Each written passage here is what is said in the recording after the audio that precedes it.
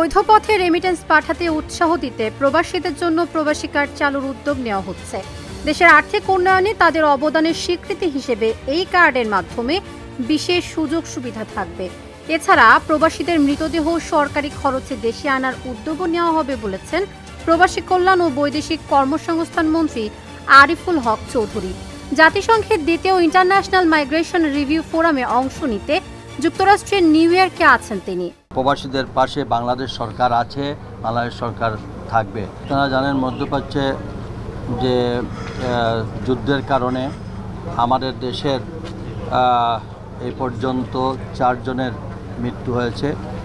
এর মধ্যে প্রথম যিনি মৃত্যুবরণ করেন তিনি আমাদের বড়লেখার বাসিন্দা। তাকে আমরা আজকে রিসিভ করলাম এবং প্রথম থেকেই আমাদের মাননীয় প্রধানমন্ত্রী জনাব তারেক রহমানের নির্দেশে আমরা পররাষ্ট্র মন্ত্রণালয়, আমাদের প্রবাসী কল্যাণ মন্ত্রণালয়, সিভিল এভিয়েশন, আমরা যৌথভাবে সমস্ত যে দেশের মধ্যপ্রাচ্যের বাহরাইন, সৌদি আরব, রিয়াদ, যেখানেই ঘটনাগুলো ঘটতেছে, আমাদের কুয়েত, আরব আমিরাতে, আমাদের এই ঘটনার সঙ্গে সঙ্গে আমাদের প্রত্যেকটা ইউনিট একসঙ্গে কাজ করতেছে।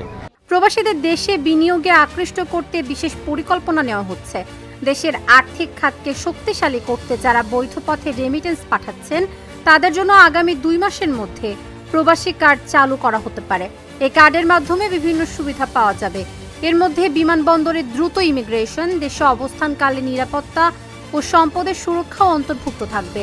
যারা বেশি রেমিটেন্স পাঠাবেন তাদের জন্য বেশি লজিস্টিক সাপোর্ট দেওয়া হবে।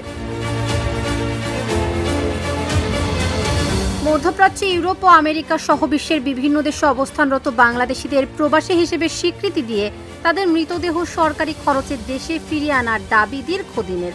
সরকার ইতিমধ্যেই প্রবাসী বান্ধব নীতি গ্রহণ করেছে। এ দাবির বাস্তবায়নে কাজ চলছে।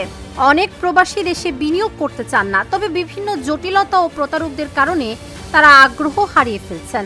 এ সমস্যার সমাধানে সরকার প্রবাসীদের জন্য নিরাপদ বিনিয়োগ পরিবেশ নিশ্চিত করতে কাজ করছে। তাবাসসুম সিজুথি, ঢাকা জার্নাল।